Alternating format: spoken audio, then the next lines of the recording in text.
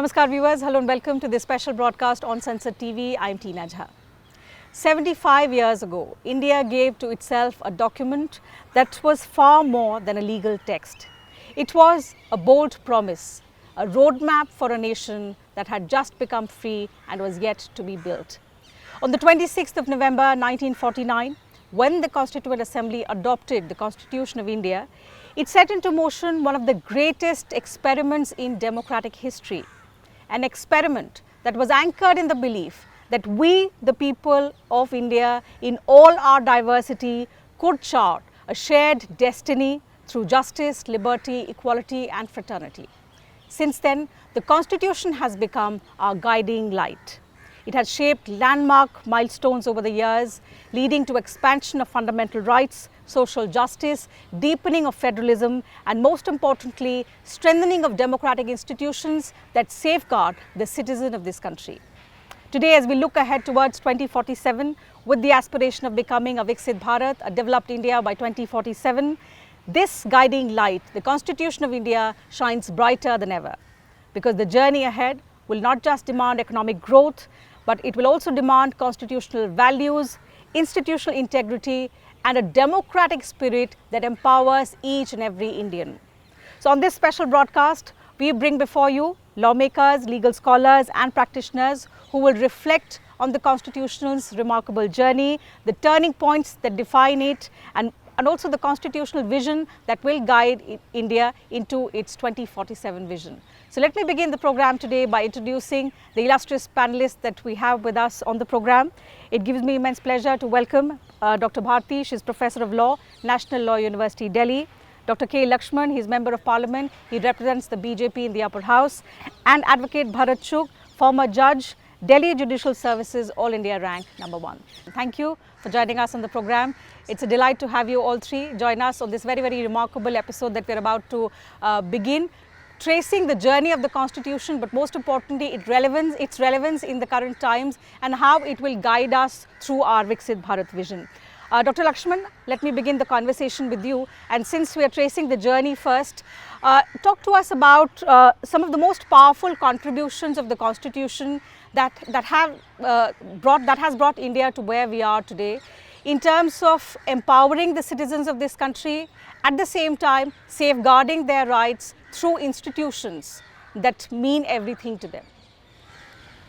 First of all, if we go through the journey of this Constitution, we feel proud that it's a very long journey. Constitution itself is not just a book, it is a living document.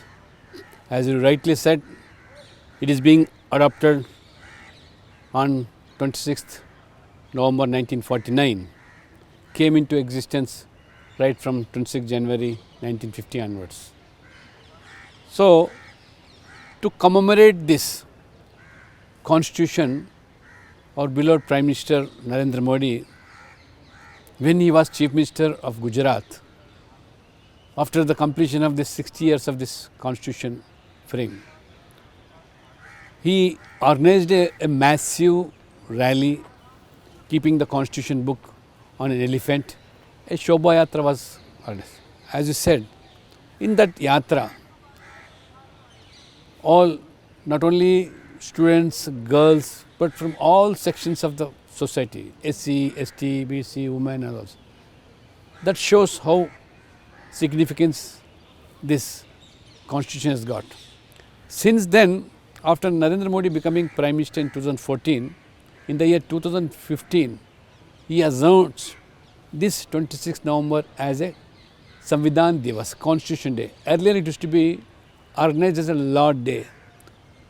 And throughout the country, on 26th November, all education institutions and all the even legislative bodies, even the Parliament also, a special session is being organized, and the significance of the Constitution is being now made to know the youngsters and particularly the students of this.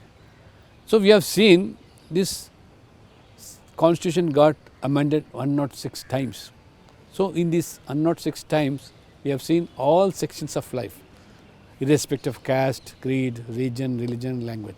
Apart from their fundamental rights, everybody has given due importance. Now, India is supposed to be the largest democratic country in the world, and we call proudly the mother of democracy.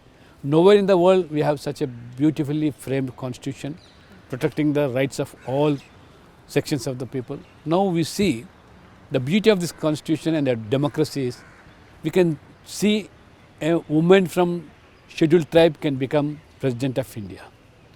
A Dalit from a weaker section community can become the president of India. A man from a poor family who was a tea vendor and who hails from a most backward community can become prime minister of the country.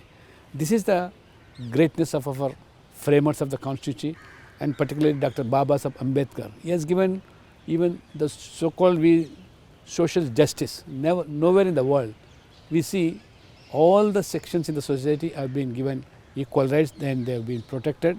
And now see 140 crore population, and we have such a beautiful constitution frame. So to commemorate that and also to promote the constitution values and the principles to the entire society. So this government is now observing as a Constitution Day, and since then we feel, and apart from that, during this period we have seen the black days from 1975 to 77 for their own interest. When Allahabad court has given. We will talk about the resilience of the Indian Constitution, but let me also get in Professor Bharti's perspective on some of the most remarkable aspects of the Constitution of India. This Samvidhan Divas, as we reflect on this journey, I would like to take on from what Dr. Laxman said about India being the youngest country, and that's why it's important to make our youth aware, inspire them about how important it is to know about the Constitution. As a professor of law, what do you think remains the most inspiring aspect of our Constitution? So the Constitution of India must be understood as a journey and not simply one specific date on which it was promulgated. It is in a very short span of 75 years and more. It has been proven how it has maintained its resilience, its as a living document, as an organic document, and a lot of credit goes to the constitution makers. At the Constituent Assembly, they were from diverse backgrounds, and they have incorporated the basic constitutional core principles that have stood stead, and they have been maintained to this day. And some of the core characteristics is, to my mind, universal adult franchise is one aspect which was remarkable. At its very inception we had it, and there are many constitutions of the world, and including the US, where it had come up very late in the day. So, recognizing that everyone in the country above the age of 18 years, irrespective of gender, they are entitled to vote. Apart from that, of course, we have the preambular principles of justice, equality, liberty, fraternity, which have been expounded and expanded in various provisions of the Constitution. So the Constitution, the three branches of governance, which are the executive, legislature and judiciary, they have to really synergize their efforts to live up to the ideals, and I would say that the performance has been more than average. It has exceeded the expectations of the world at large. So we have stood the test of time, and our Constitution has emerged very strong across the decades. Okay, let me come to you, Mr. Chugh. Try and understand, as a youngster and also as someone who engages with citizens on a regular basis, how do you see the Constitution having shaped people's belief, their faith in democracy, at the same time faith in the rule of law over the last 7.5 decades, and it goes stronger day by day? See, I'll take it from what the professor said. There were so many people who thought that we would not be able to survive as a nation at all. There were all sorts of prophets of doom who said that This is not a country so diverse. There is so many people, the size, the diversity on every level, we cannot really sustain ourselves as a nation. And if you look at constitutions of the relevant time, people who started journeys in a post-colonial environment such as us, on an average, a constitution has not lasted more than 15 years or 17 years. And look at us today, going extremely strong, every day. And that's because of how much foresight the drafters of our constitution had. They realized the enormity of the function, that they were constituting a nation, so to speak, and they also had to provide not just one man, one vote, but one person, one value. So not only were we giving political justice to people, we were also endeavoring to give people social justice, because we knew that historically we've had sections of the society who've been marginalized to such an extent that they've not had anything. We were trying to give them economic justice, and all of this is so beautifully strung together in the preamble of the constitution. Maybe we can talk about that.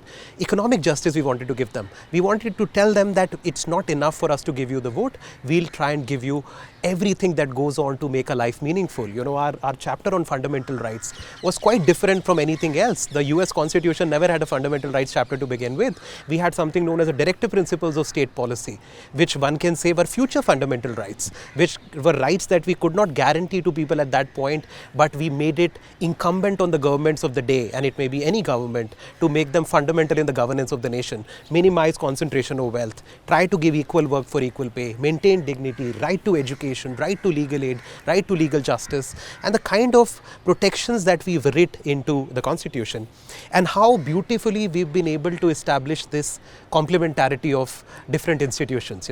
We went back to separation of powers. We understood that absolute power corrupts absolutely. We had all of these functions, and each acting as a very healthy check and balance on the other.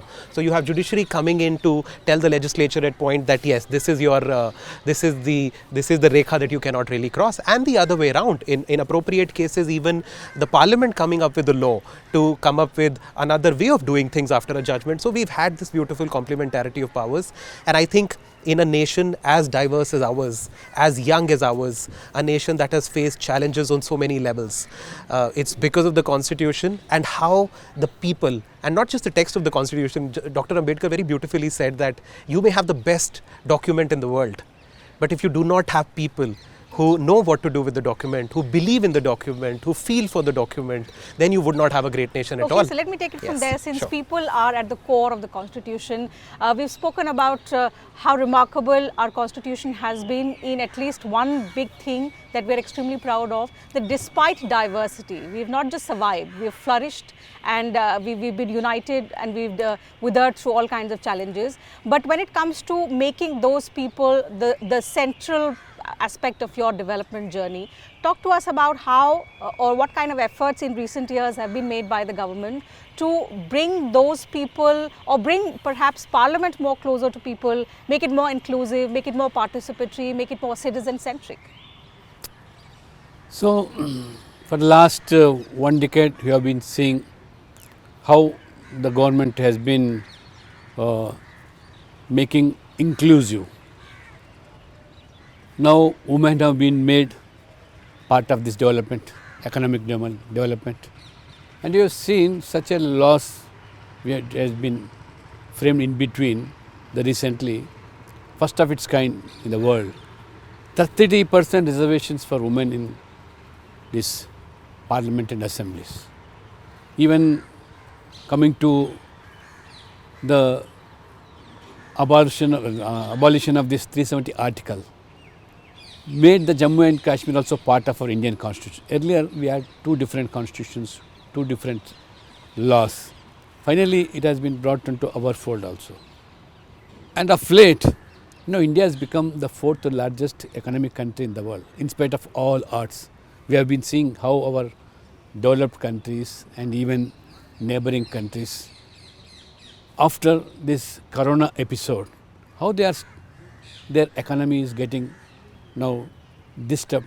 With a sustainable economy and with visionary leadership, now the more we have spent on infrastructure, the more employment opportunities being given by the government. Now people are happy, and even 25 crore people who were below poverty line, they have been brought into mainstream. Like that, many schemes by the welfare schemes by the government, making empowered women's particularly, and even the weaker sections, scheduled caste, scheduled tribe. There are many lots of such schemes, Stand Up India, Make in India, Made in India, and this Swadeshi movement also. Keeping in mind the latest now America's now strictures and the tariffs. So our government wants now to see that the Swadeshi mode of now being promoted in the country, so that we can be self-reliant and self-sufficient, because our being the agri-based country, so how best even small farmer can be protected. And for that also innovative schemes like Kisan Samman Nidhi, it's an assistance of financial for the capital investment of the farmer. Like that, many, even our country being illiterate also, now digital transaction we see. Even the small street vendor can have transact digitally now. There are many such schemes, Pradhan Mantri Swanidhi, yeah, Pradhan Mantri Mudra scheme, and even Stand Up India, Start Up India, like that many. Prior to this government, there were hardly any startups in the country, hardly 350, 400. Now we could see 1,50,000 startups, and never we have seen unicorns coming up in our country. Yeah. Now we could witness more than 500 unicorns, means 8,000 US billion dollars, one unit. So like this we can witness a lot of development and economy and even the welfare schemes. They're all simultaneously taking place, and people are now, and I am confident that our Prime Minister is very confident that it's going to become the third largest economic country in the world, and by 2047 his vision is to make India as a Viksit Bharat, a developed country in the world. Okay, you've comprehensively explained to us some of the significant steps that have perhaps set the ball rolling, but we'll have to, through consistent efforts, put it across in momentum to reach closer to our 2047 vision, which is what we will discuss in the next round of questions. Professor Bharti, let me also use this opportunity to talk about some of the milestone journeys of the Constitution over the last 7.5 decades, which according to you have shaped the social or political trajectory of a country as vast and as diverse such as India, and especially in context of social justice, which remains at the core of our Constitution. So when you look at the constitutional journey, it's not been a very easy journey. It's been, of course, there have been the high points and the low points. So it's not a linear journey, but it has been very eventful for the people at large, especially in the context of social economic empowerment. And we find that through the very important, the significant amendments that have come, that have been part of this journey and that have made the Constitution as truly living. We've had, of course, there are so many debates and there can be discussions about affirmative action, but affirmative action has become now part and parcel of this constitutional journey in the form of reservations. It has been, the latest of course has been the women's representation in parliament and legislative assemblies. We also find that, of course, there have been 106 amendments, and there have been the interpretations by the highest court of the land, the Supreme Court, which has made tremendous difference to the mainstreaming of the disadvantaged sections of society. So whether it is the Sabrimala judgment, or it is the triple talaq judgment which relate to women, or it has been the Puttaswamy case which has come up in the context of right to privacy. And of course, we've had the earlier judgments, the basic structure which was given through Keshwanand Bharti case, and the procedure, the due process which was given through Menaka Gandhi's case. So these have been fantastic value additions to the entire legal framework of the country, and it has strengthened the rule of law in many ways. Mr. Chugh, one of the greatest strengths of the Indian Constitution is, and for which it's called a living document, is that it evolves with time. And when it's contemporary, it takes care of the changing needs. Are there any landmark judgments or cases that you can recall which you think have strengthened the bond between the people and the democratic institutions over the years? Absolutely. In fact, I can think of probably way too many. So please stop me, when you think this is going too long. Just list out the top few. Okay, sure. So I think one of the most important parts of the Constitution, and when you say a living document, it's not a document that's set in time. It keeps changing with the times. We have this beautiful provision of amendment to the Constitution. Now we've had more than 100 amendments, in the last 75 years. It ensures that the Constitution is rooted in its first principles: social, economic justice, political justice, equality of status and opportunity. At the same time, it is not fossilized, so to speak, where it does not take care of the new economic realities. So the preamble would tell you that we have a socialist constitution, but it is not a socialist constitution in the sense that there is no private means of ownership of means of production. It would run very well with the free market, but at the same time, it would just not be a pure capitalistic structure where we do not try and minimize inequalities of income and to try and give every person their due. If you think somebody is not able to run at that speed, we try to also give them an opportunity or a level playing field. So it is, the word socialist does come up in the preamble, but the courts have interpreted it in a manner which is consistent with free market, because we have to increase the size of the cake so that we increase the share of everyone. And that's also come from amendments. That's also come from the way the Supreme Court has, as the guardian of the Constitution, interpreted the Constitution. For example, we have Article 21 of the Constitution. Article 21 simply says everyone is entitled to life and personal liberty, and that can only be taken away with procedure established by law. It just says life and personal liberty. But now the Supreme Court in the last 50 years has read about 70 rights into that right to life.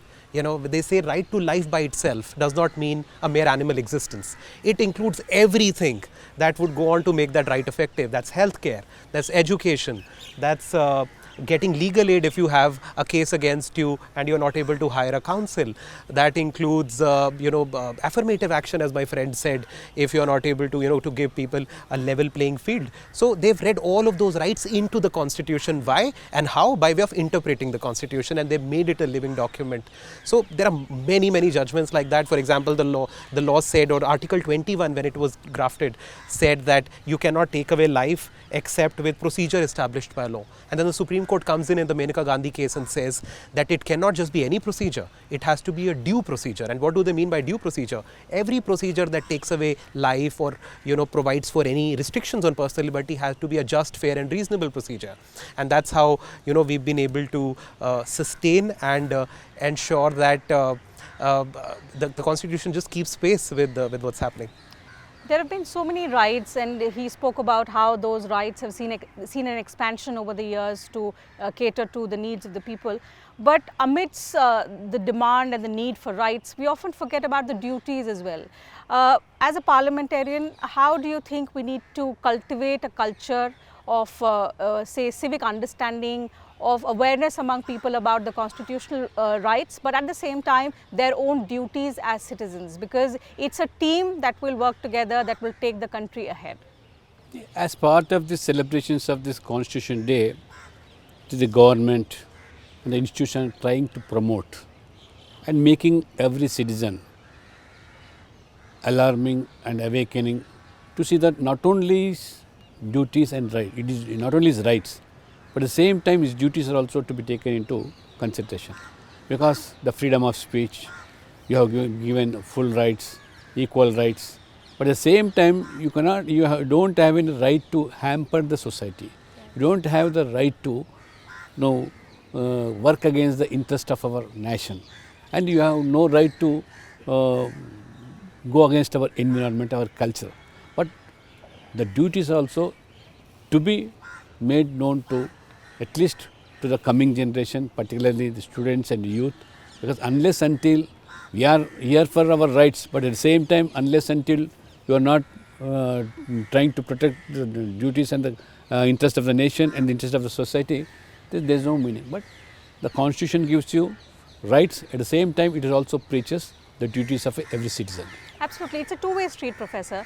How do you think we can strengthen constitutional literacy so that citizens feel a deeper, a more emotional, and a more civic connect to the Constitution in the run-up to India marking its centenary independence? That's when we also want to see our Viksit Bharat goal becoming a reality. So, just to take forward the aspect of rights and duties, there is a definite correlative between them, and there is a need for every citizen of the country to be aware of the basic constitutional framework, including the very important chapters part 3 and part 4 and part 4A, which talks about fundamental rights, directive principles and fundamental duties. Just to give an example, when we talk about environment, there is a right to healthy and wholesome environment, which has been now stipulated as part of right to life under Article 21. And there is also now we have the fundamental duties chapter, which clearly categorically spells out that there is a duty on every citizen to take care of environment.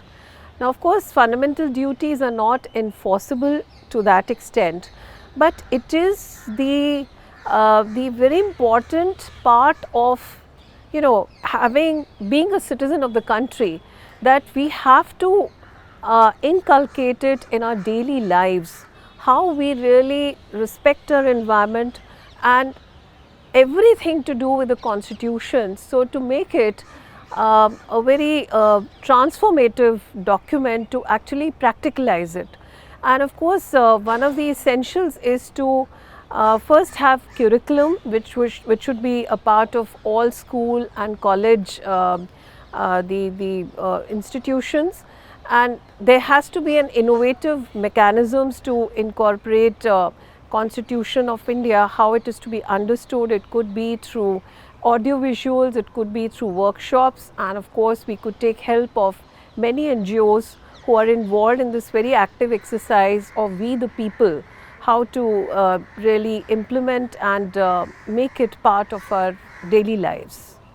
Going forth, that's very important, and perhaps for which efforts have been undertaken by the current administration. We hope those efforts will continue in the future as well. But we'll now take up the last round of questions, because we'll now try and connect it to the future aspiration, the efforts that have been made over the last 7.5 decades, the role that our Constitution has played. It's been a guiding light, it's been India's North Star, and we would like it to be as relevant in our journey ahead. So as we aspire to become a developed country by 2047, which are some of the significant constitutional values that you think will be of extreme relevance to us, and which will not just take care of our economic growth, they will be rooted in the core values of justice, equality and dignity, most importantly?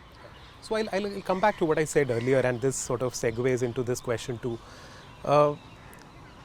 You may have a great constitution, but you also need people to work that constitution who work with the philosophy of the Constitution in mind. So the point that I'm trying to make is the Constitution's morality. So Constitution also has its morality, it has its philosophy.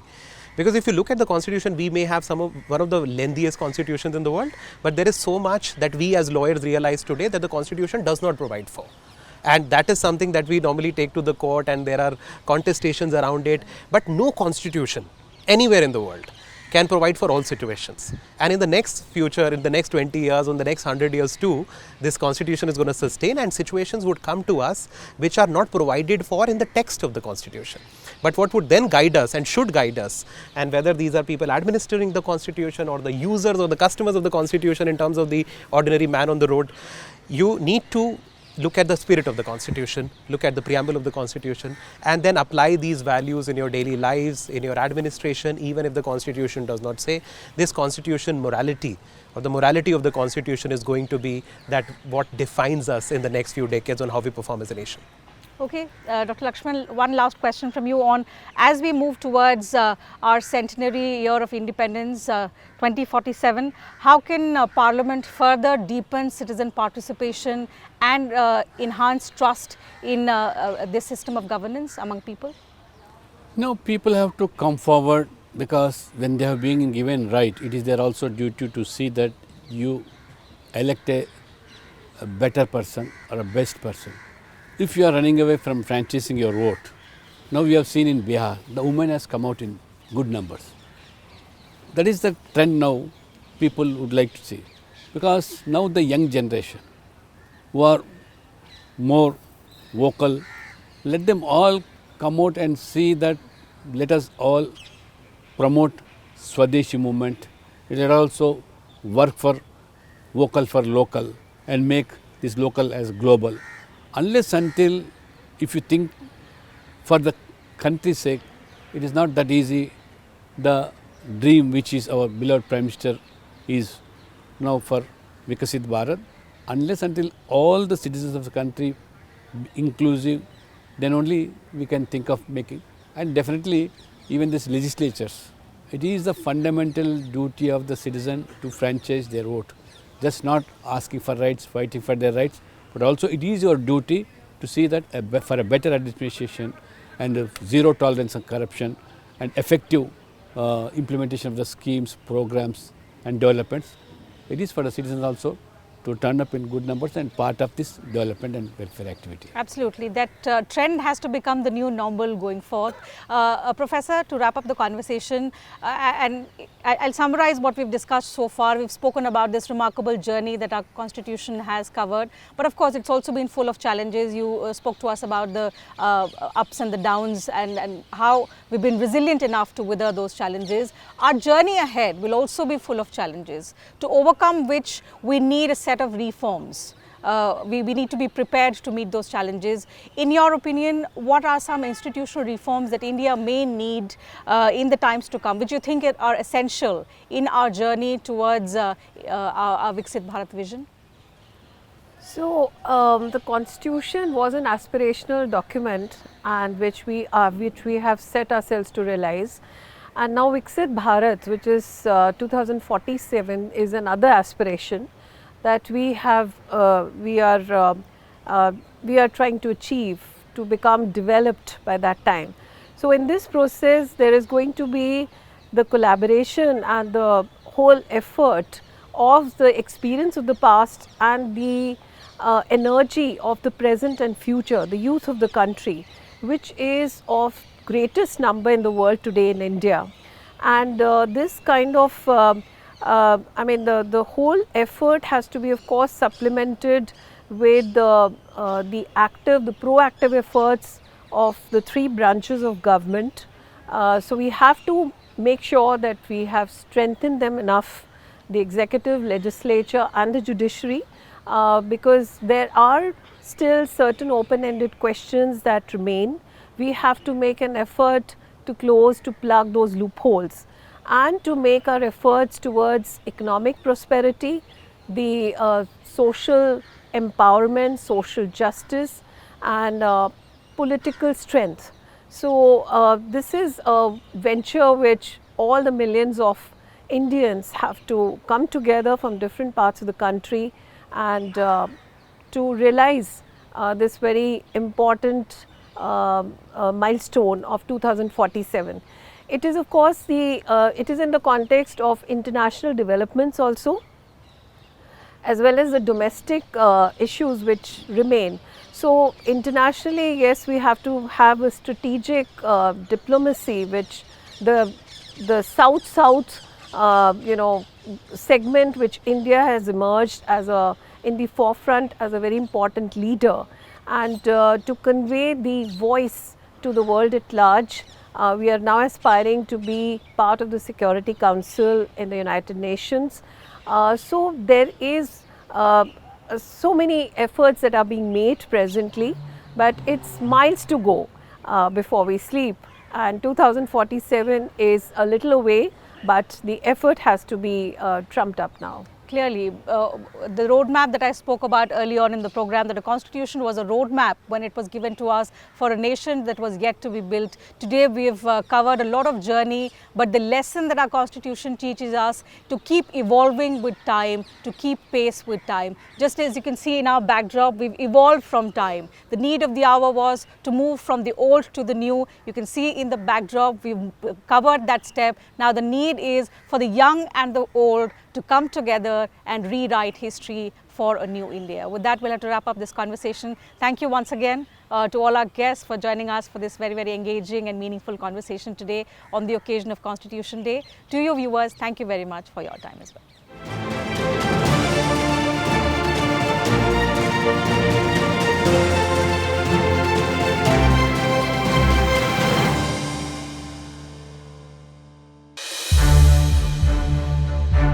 To watch more programs of Sansad TV, subscribe to our YouTube channel and don't forget to like and share them.